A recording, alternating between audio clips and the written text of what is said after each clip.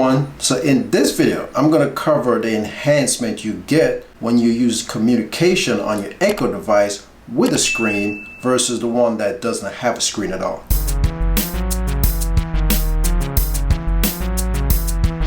So let's start off with the drop-in. Now drop-in, if you never used it before, is a feature of your Echo device where you can do like a intercom system where you can call somebody that's in the living room if you're in the bedroom or in the basement or wherever else inside your home. But you can also drop into someone that's outside your home, like you can check into grandma or granddaddy or your mom or your dad or your sister or whoever. That feature has to be turned on both ends for that to work. So you do have some control over that. You don't want somebody to just drop inside your house while you're not appropriately dressed or something like that. So right now, if I select drop in, it's going to show me all my Echo devices that I have attached to my account and which one are online. So if I want to drop into the kitchen, I can just choose it and drop into the kitchen. Plus I can verbally say it, but now you have the option to say it or select it because you have a screen on the Echo Show 5 versus your regular Echo. So on your regular Echo, you would just say drop into the kitchen Echo.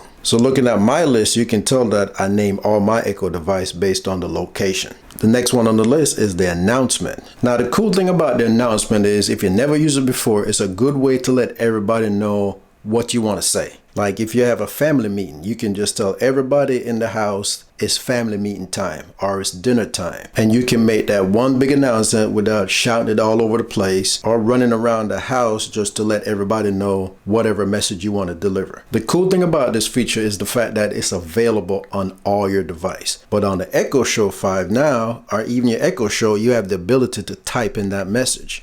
So now you have a keyboard, you can type that message in if you don't feel like using your voice to make that announcement. Once you start typing, it's going to give you some suggestion of words, like say it's time to go and you say, let's, and there it is, go.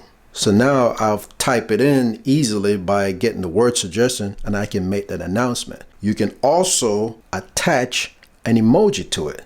So you can attach a smiley face to it. And then once you hit that done button, it's going to automatically send that message out and everybody's going to know.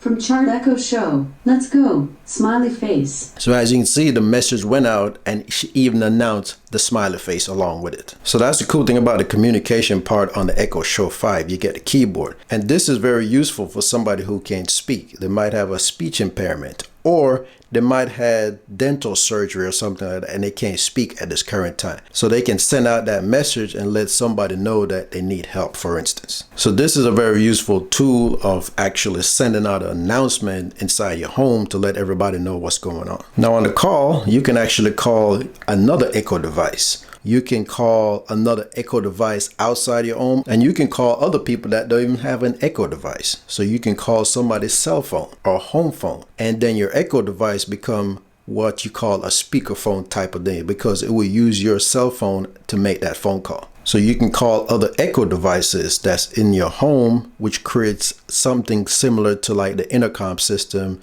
just like the drop-in. You can use the dialer. If you use the dialer, you can actually dial somebody's phone number, their cell phone number, or their home number, or their business number. And if you enable that feature, you can call people that's in your contact list, which is attached to your phone. So you can pull in those names and phone number into your Echo account and then dial anybody from your phone. So you can see there's a lot of difference between having the screen and don't have the screen, because without the screen, you don't have a dialer. You have to actually call out the number or call somebody that's in your contact. With the message feature, you can only send messages to people who have an Echo device. So you can't send S&M messages to somebody else's phone number, for instance. So the messages only work with somebody else in your contact that has an Echo device, because currently that's the only way the message work on the Echo devices. It doesn't matter if you have a Show or a regular Echo device. So if you want to send an S&M message to somebody else's cell phone, you would have to download a skill to make that possible. I saw a couple skills on the skill store that I don't know, they might work or might not work. You can give them a shot and let me know in the comments if they work for you. Also with the messages, you can actually type that message to that person.